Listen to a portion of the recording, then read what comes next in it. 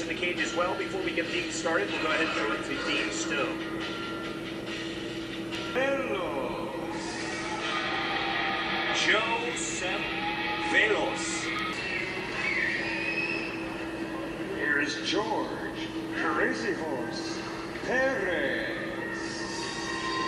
Well, you know, the last time somebody entered the cage by the name of Crazy Horse became one of the most decorated fighters that we've seen at King of the Cage and nationally. Really, he actually had done some crazy things and earned the name Crazy Horse. This looks to be a little bit different of a Crazy Horse. Sure. There was a point, I think, Crazy Horse had a golden throat. Yeah. That was his mouthpiece, too, which was actually pretty cool. Yeah, it was cool. And, you know, Crazy Horse, you know, George Perez with a name like that has a lot to prove, because that's a legend here at King of the Cage, I'd say, with all the fights that he's had here. But tonight, Perez gets set to battle against Velos. And very excited here at the Las Cruces Convention Center here in the state of New Mexico. We throw it to Dean Stone to get the festivities started.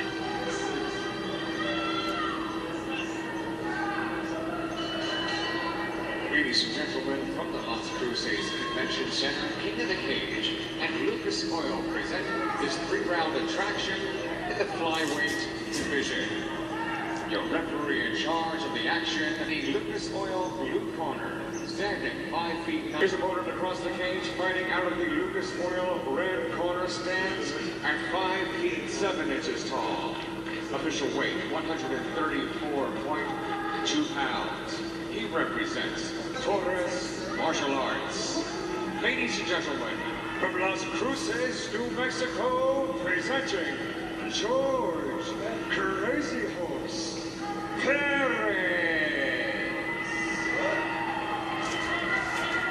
Once again, your referee in charge, Felix Rios, with the final instructions, 3 rounds of flyweight action scheduled.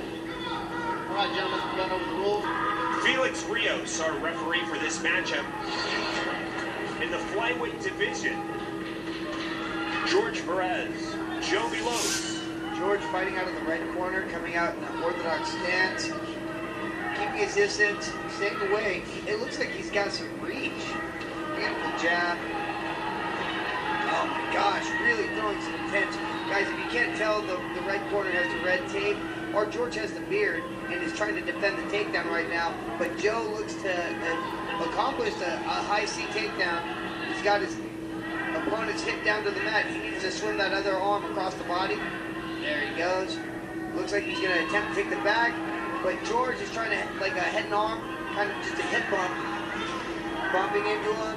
Right now, this is a crucial part of the fight. This is going to determine who has the advantage in the first round, who gets on top here. Perez, very explosive tonight. Displaying he's got great skills, but for how long is the question? Can you My head is push it? shaking. Wow, this is amazing right now. Look, George has got the guillotine. They haven't stopped. This is the biggest stop in action, the whole fight.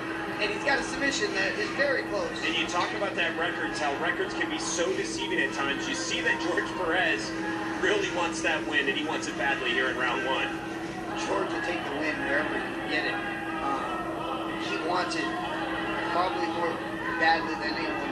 It seems, you know, he's just taking maybe some tough fights. Both these fighters are impressive. I mean, I was actually shaking my head back and forth watching them. That never happens. Right now, Joe on top, landing some large shots to George is everywhere. He's kind of crowding him, keeping him nice and flat. The thing is, on bottom, you need to build to get up. You can't allow your opponent to smash you down, because even though he's not doing any damage to you, you're definitely not winning. 1 minute and 5 seconds remains here in round number 1, and so far, George Perez doing a great job of controlling the pace of this, and now